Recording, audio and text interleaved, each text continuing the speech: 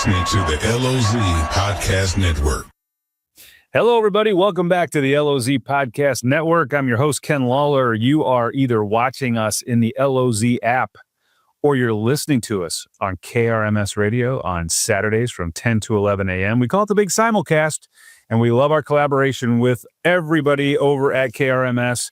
We have a special guest, speaking of KRMS, Tony Hermann, back with us on the show. Tony, how you doing? Well, I'm just happy to be called a special guest. And so as the upper echelon there, but I'm good, brother. I'm good. Life is always good here at the lake. You know, we just came off a big 4th of July weekend, just packed. I mean, people everywhere. I talked to Pam over at Lake Days. She was 100% out of her 200 and something units that she rents, 100% occupancy. Amazing. Mm-hmm. I'm hoping that most of those kept the power on, because I know some people lost power, and that was a bummer. And some of the businesses lost power, which is a bummer, because you know what? I believe you and me, we are big believers in the lake and business at the lake, and we want these businesses to do well, and anything that disrupts it on a big weekend like that is just terrible. So I'm hoping that they got enough in and they were able to make do and had a successful weekend, because there was certainly a lot of people down. You know, I was talking to county officials, and it's been one of those springs where it's sunny Monday through Thursday, and it's rained almost every weekend in the spring.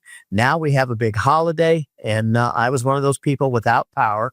I was one of those people that were on the water during the storm, and it does make an impact. I looked at my lady and I went, this weekend has been like 10 days long, because we went through celebrating on Friday. We went through the holiday, the losing the power, and man, it was a long weekend, but it was a good weekend overall. Good weekend for people. Yeah, and listen, I think people stayed closer to home. I think this year, I think with gas prices the way they were, they kind of said, hey, you know what? Let's just make a couple-hour drive to the lake. Let's not go to Colorado, or let's not go down to Texas. So, you know, let's save a few bucks there, but let's spend those dollars at Lake of the Ozarks. And I'll tell you what, man, when you have a weekend like the 4th of July weekend at the lake, I don't think people understand the kind of economic value and economic punch that gives to people, the businesses that we have, all the local businesses. You know, it's a great place to be. It's a fun place to be. Come down here, rent a boat once. You don't have to have a boat to have fun down here. Rent a boat one day. Do some other activities on the other day. Our restaurants, second to none. You come down and you don't have to dress up. We're casual down here. Come down, have some fun, have some good food, and meet some friends. Rent a boat. Stay in a great place. We have plenty of hotel rooms. We have plenty of Airbnbs. Look, a lot of places for rent. It's just a great place to be. Yeah, and you know what? I mean, you know what the easiest way is to find all that, don't you? I mean, I have heard the rumor, and I will tell you, I use it as a guy that I try to stay humble here, but as a guy that knows where most places are here, I still use the LOZ app every time to look up what's the specials, what's happening tonight at some of the locations I go to. Yeah, we appreciate that, and we appreciate everybody using it. And that's really, you know, we're going to get into a topic today. We're going to do a little extended version of our normal show, and we're going to talk about economic development. And I think that when I first launched the app at the lake, I launched the app first to be a resource for people to find businesses, local businesses at the lake that they wanted to contribute to, that they wanted to, you know, spend money at. And that's really where it started.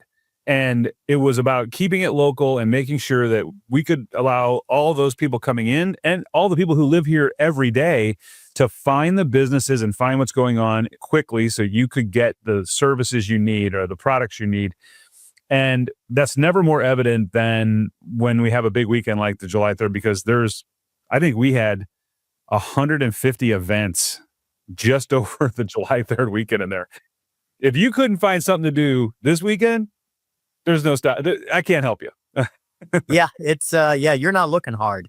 But on a side note there, I feel bad for the city of Osage Beach that pushed their 4th of July celebration back to this weekend. It's going to be a fun time. It's going to be a great time. It's just been pushed back a week, but there was a guy out there that scammed them on the fireworks, and he got a couple of other communities as well. And so, to no fault of their own, they had to push it back, and it's going to be a great celebration. Got, I believe, Matt Sutcliffe to come in, and he's going to do the show for him this weekend. So, hey, we got 4th of July again on this week. Never stops. No, we love 4th of July. That's our Christmas. Yeah. And you know, that's cool too. And I applaud those guys over at Osage Beach for trying to salvage what they could. They took a lot of flack, I think, for when it happened, like, well, you didn't check enough. But you know what? If somebody's out to get you, and if somebody wants to scam you, they're going to find a way to do it. But I'll tell you what, they sure responded what I thought was amazingly, and being able to reschedule for this weekend and making sure that the locals at least got, but there's so many people down, and people take this whole week. So I think it's going to be a huge win for them. It's going to be a good thing. It's going to, and it's, as they say back in the old days, it is what it is. And they put it together. It's going to be a hit. Who doesn't like fireworks? We do fireworks almost every weekend. That's right. Well, I want to get into a subject with you because you have your pulse on what's going on there locally, and you are always talking about this on your show. But I heard Governor Keogh kind of come out in the last couple of weeks talking about what's going on with tech and the investment in tech, and we're talking, you know, globally, but if you look at it just in the U.S. and just really at the state of Missouri and the potential. There's companies that have decided they're going to spend hundreds of billions of dollars on tech. And I think when you say that, people think automatically data center, right? That's the first thing that comes to somebody's mind. And while that is wrapped in there, there's so much more that is surrounded with the money that's getting invested for true tech. And I think the governor is dead on with trying to bring Missouri to the forefront of just taking advantage of the money that's out there, but also bringing it into maybe one of the tech leaders going forward in the next decade. I mean, man, can you imagine if Missouri becomes one of the tech leaders of the nation? You know, the West Coast has always kind of had that moniker, but we have some things here in Missouri that are real attractive for these kind of companies. You know, there's a very complicated situation. You're going to bring some politics into this answer. First of all, our population in Missouri is 6.2 million. You know how I know that? That's what it was last year. Do you know what the population of Missouri was 2 years ago? 6.2 million. When it comes to population, we're pretty stagnant out there. And we would like to become, one of the questions I ask on the show, if not daily, once a week, when I interview some of these leaders in the state is the state of Missouri getting their share of businesses moving to the state of Missouri? I'm going to tell you right now, Ken, I don't think so. I don't think we're getting our share. The governor trying to bring in these new businesses, and the political side that comes into it, our reality in the state of Missouri is our budget is very tight right now. The governor, I believe, is looking to add revenue. He doesn't want to cut. He wants to add revenue to the state. And when you take around, how can you add revenue? Well, in this tech area right now, where these data people, Google, Amazon, paying big money to come into communities, I think that's a revenue source. Yeah, and I got to tell you, I hope that people have open minds, and I know it's political, and I'm not sure why it's political. I don't look at it politically. I look at it from a business standpoint, from a advantage of looking down the road a decade, 2 decades for the state of Missouri, and being able to bring the state into what I consider to be the forefront of what's coming. You know, we could be the leader. We don't have to be the state that's catching up. And I think a lot of times that's where people stand, because they're a little unsure of what's coming. It's different. It's new. But the numbers are amazing. I mean, 400 billion hyperscaler investment in the next year. I mean, $400 billion that's coming to different parts of the United States. These are investments in different areas, and Missouri could be one of them. Power, it all leads with power. And, you know, we got a little nuclear power plant sitting right over there in Callaway. I mean, there's, you know, they're going to come up with some other smaller nuclear power options that, look, we've already got a functioning nuclear power plant. To add 5 or 6 more smaller ones to really become the tech leader, and the jobs that go with building that and the maintaining that. And to me, I just think it's an amazing opportunity. I think there's two things to become the tech leader. In the 50 states, one of the things you're also going to have to be is the leader in producing power and energy. Right now, the state of Missouri, not really there. We've got some aging systems, but I love the idea of nuclear power. I love the SMRs, those small modulars that you can put. Maybe we can do it by county. Even some of these data centers are talking about having their own power plant. And what would that do to the state of Missouri? But Ken, one of the things that you say in the industry, in the movie industry, sex sells. Well, so does fear. And we see a lot of fear around this issue. I think a lot of it is due to the fact there's not a lot of knowledge that is out there. We hear water consumption, we hear electric consumption, and then we hear noise and health risk right there. If some information can get out in those 3 areas, I think people can make a better decision. Yeah, I heard, and I don't have this exact number, but I heard that the data centers collectively across the whole United States that are up and running use less water than 1 half day of watering the golf courses in Missouri. So you look at the use, and it is a scare tactic out there. And I know people glom onto that. But if you look at the actual use comparatively to what happens on a daily basis, you'd be like, this is a non-factor. Doesn't even make sense. But the fact that Missouri sits in the central location with affordable land, reliable utilities with the potential to have even bigger power utilities, the transportation corridor that we have set up, the talent pipeline that is already here, and the lowest cost of doing business for a lot of states. I mean, you go to California and what it costs you to do business in California versus here, this could be a boom to attract businesses and companies and individuals to the state that are looking for a brand new, I think you look down in Austin, Texas, they've kind of got the idea that they're a mini kind of what I call a mini experiment of what can happen. And they've drawn a ton of tech in down there, but I think it could be a huge benefit for Missouri if we can somehow get our arms wrapped around it. And I think how we do that is through information. When you take the water situation, I think they pretty much remedied that one. They've got that one taken. A lot of these data centers are now using a closed loop system where the water recirculates and it just moves around. We've been using that in big buildings here in the state of Missouri for decades. And so that's going to cut down on the water usage. One of the things that politicians right now are saying about data centers, it's going to drain our aquifers. Do we sit on the Ozark Aquifer? Do you know how many gallons of water are in that aquifer?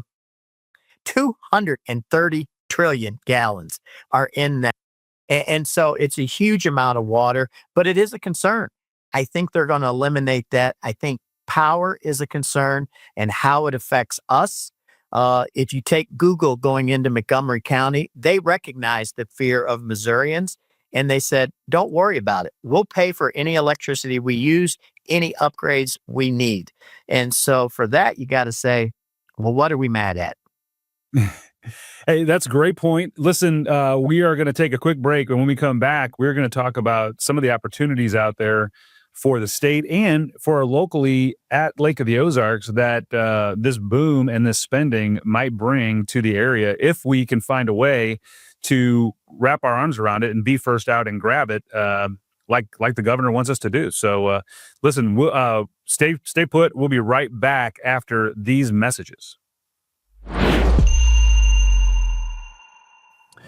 Welcome back, everybody, to the LOZ Podcast Network.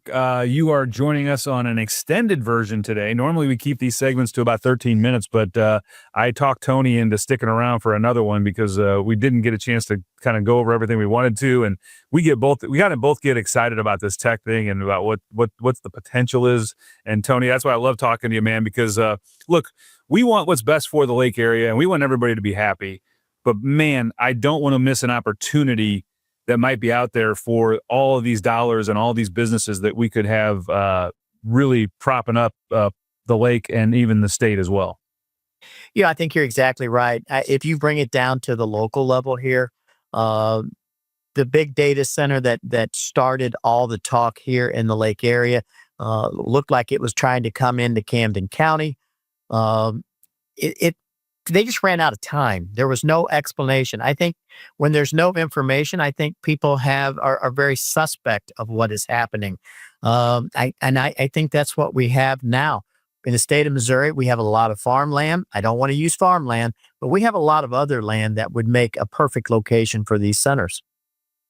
Yeah, and I mean, if you look at, I've got it up on the screen if you're watching the video, but if not, we'll just kind of go through it here. But if you look at a hyperscale campus, which is kind of what they were talking about putting in down there. So there was a part of it was a data center, but there was also a bunch of other things that were surrounding there. And you create these campuses, right? And you're talking about construction jobs and small businesses and property taxes and utility growth. Housing demand around it. I mean, there's so many things that are kind of attached to this tech. And let's face it, we have a problem at the Lake of the Ozarks in particular, and that's keeping young people here, okay? People graduate from our schools, and what do, Tone? They leave. They go somewhere else. They go to the big city. Part of the attractiveness of doing that is because they love their tech, and they want to be in a space where they can expound on that. And why not create that at Lake of the Ozarks? I mean, what a great idea to have a bunch of young people sticking around, buying homes, having families, contributing to the lake area. I mean, to me, it's a win-win. You know, we've kind of shot ourselves in the foot here. We have great schools here in the lake area. We have very involved parents, guardians for the kids in our area. And so we've created a good adult. And where do they go? They go to those other areas to pursue those very things that you're talking about. Yeah, it would be nice to keep our population. It would be nice to have our population grow with educated people that are able to provide something to society, whether it through tax growth, whether it through a service out there. Yeah, we have a lot here at the lake, but I'd still like to have a little more. And, with Missouri being the central part of the U.S. and the lake being the central part of the state, basically, I mean, you've got this corridor of Columbia, Jeff City, the Lake of the Ozarks, right? You've got the transit system, the roadways, the railways. It's just set up for business to come here and really take advantage of any of the tech advances that we can have here. And I mean, let's talk just in particular about autonomous vehicles. One of my favorite subjects, and I know you saw my post the other day when I was driving back from the lake to St. Louis, and basically I was multitasking with watching a YouTube video on some tech, some new AI tools. I was returning emails, and my car was driving me. And by the way, before anybody gets mad about that, the numbers are out. If I let my Tesla drive me, it's 10 times safer for everybody who's on the road. It's actually 10x safer to let my Tesla drive me down Highway 70 than it is if I'm doing it. Now, you had a funny observation off the air. I want you to talk about it because I was doing all those things and going from the lake to St. Louis. You still do all those things, but you try to drive too. Well, you throw a little brag out to me here the last couple of times we talk about, my car can drive itself and those things, and I'm a little bit envious of that. I'm just going to admit it out there. And you said I'm 10 times safer. I do all this and while I'm driving, and I said the number is 10. It's probably the other direction because I do everything you do. I just have my knee on the steering wheel, turning the steering wheel out there. And I got news for you. I'm not the only one. I'm just the only one confessing it. That's right. That's right. And So, I mean, I think that there's opportunities for the autonomous vehicles and different things, and in particular, I think what we have at the lake is we just talked about keeping young people here, but it's also a place where a lot of older people would love to retire. Yeah. And a lot of times they retire in the big cities because they have the facilities and let's face it now, the tech to handle that. Because if I'm sending mom or dad to a facility, I want to know that I have 24/7 ways of watching and making sure they're okay. I want them to know that they have the ability to be mobile if they want to go around. Well, think about what's going to happen with the tech and autonomous vehicle thing when we can provide to our seniors the ability for them to get in a car and go anywhere they want at any time of the day or night and be safe, and they don't have to drive and we don't have to worry about it. And if we want to contact them or watch them while they're doing it, we can do that because of the tech. To me, those are the advances that are coming that are going to be amazing to the area. And let's face it, we got a pretty cool area to retire to. Listen, every time I go and visit my parents, I ask them, where did this scratch come from on their vehicle? As they're getting older, I think they're a perfect example, would be a perfect candidate for a car that could drive itself, and that you see that out there. And I got to be honest with you, I don't know when the last time you looked, but you're not getting any younger either. As I am showing much more forehead, it seems daily. But so much about that. They can go to the doctor. They can go grocery shopping. They can stay in their home. Isn't that kind of the number one goal of people, to stay in their own home as long as they can? Well, if they can't get food and they can't go to the doctor, they're going to have to do something different. So I think this is great. We always talk about how fun it is. We always talk about how it's good on trips, but it can keep people in their homes for a lot longer.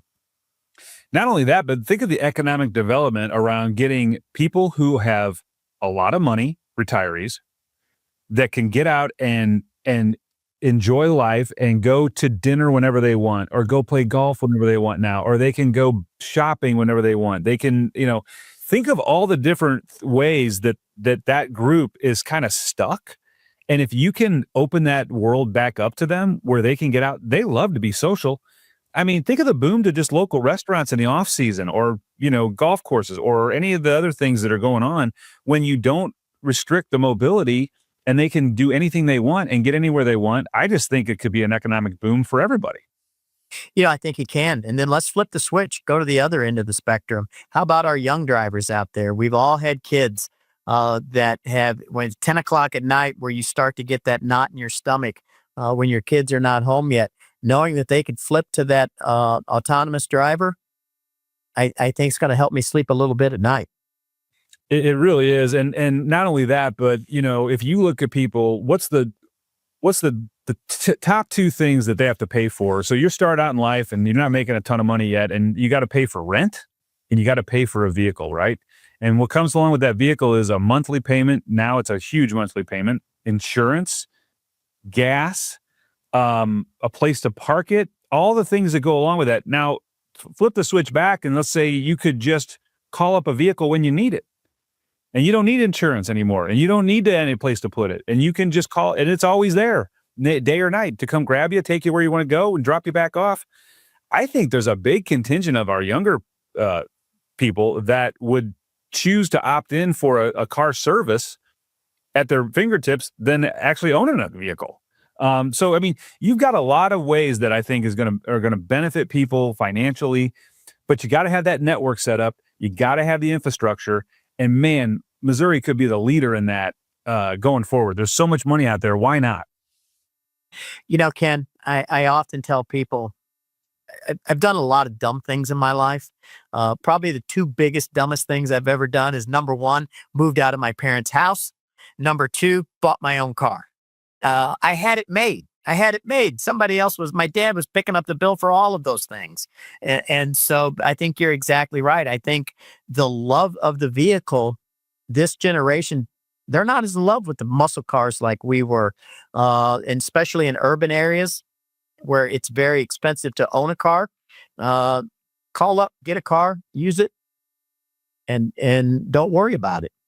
Yeah. I really feel like that's what's coming. I hope that the governor can do some things to get these dollars flowing in, that we can get the infrastructure, upgrade our power, and again, do it responsibly.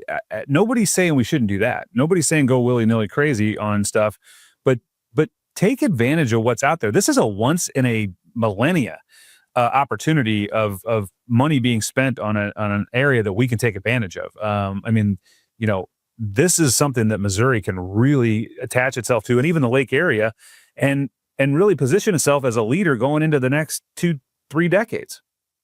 Who was the mogul that said, if you want to be successful, find something that people don't have and provide it?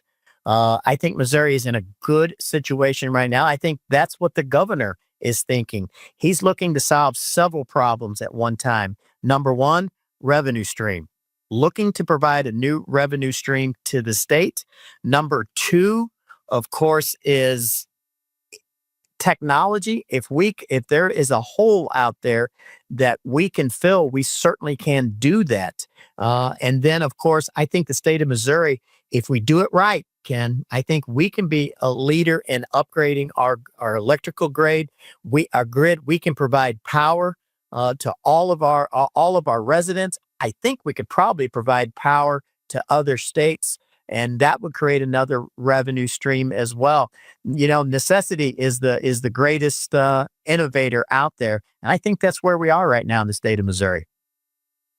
I do too, my friend. I appreciate you joining me on this kind of a special program, just kind of attacking tech and AI. I'm deep down the rabbit hole, and I appreciate when you can come on and give me your, but I think we're both on the same plane when it comes to economic development for the Lake area and for the Midwest and for Missouri in particular. And I just see this as a once in a lifetime opportunity to take advantage of just amazing amounts of money that's being spent. And how do we go and grab that opportunity for Missouri, because it's going to pay dividends for decades to come. So I appreciate you joining me today on this, and we'll delve back into this, I know, a couple more times here this year, but I just thought it was kind of a timely way to talk about it with the Governor Keogh kind of coming out with his wishes, and I hope he's successful in doing that. So anyway, I appreciate you coming on the show, the LOZ Podcast Network. You're one of the originals, the OGs, and we love you. Thank you, brother. Always good to talk to you. And for people out there, if you're a no for anything or a yes for anything, know why. Get that information and then make that decision based on that. There you have it, everyone. That's another edition of the LOZ Podcast Network. My name's Ken Lawler. We will see you next week. Have a great week at the lake. And as always, check out the LOZ app, because you can find everything you need right there.